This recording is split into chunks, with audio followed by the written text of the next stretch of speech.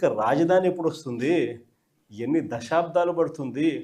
ఇప్పటికే 12 ఏళ్ళు అయిపోయింది 2014 నుంచి ఇప్పటికే దిక్కు దివానం లేదు.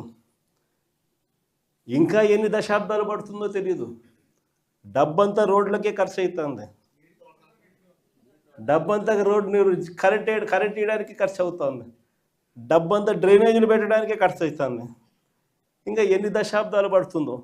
ఆ దశాబ్దాల కాలంలో ఈ 2 లక్షల కోట్ల విలువ పూర్తి చేయడానికి 4 లక్షలు అవుతుందో 10 లక్షల కోట్లు అవుతుందో.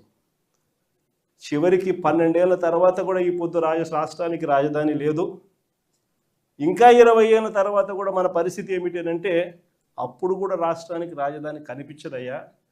అమరావతి కట్టలేమంట.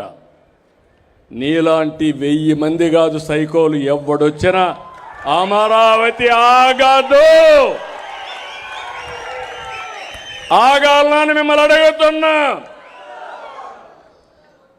అమరావతి జోలుకొస్తే తమాషా ఆటలాడద్దండి. అంటే మీరు ఒకటి గుర్తుపెట్టుకోవాలి, ఇలాంటి వ్యక్తుల వల్ల కూడా ప్రమాదం ఉంటుంది.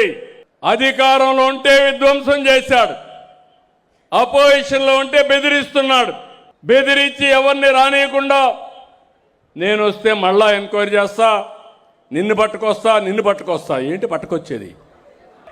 ఒక నాయకుడిని సైకో అనుకున్నాం కానీ పార్టీనే సైకో పార్టీగా తయారు చేశాడు. మావిగన్ అంటాడు. మొన్న 3 ముక్కలాట, ఇప్పుడు మావిగన్. వాటికన్ అలా సంతోషం.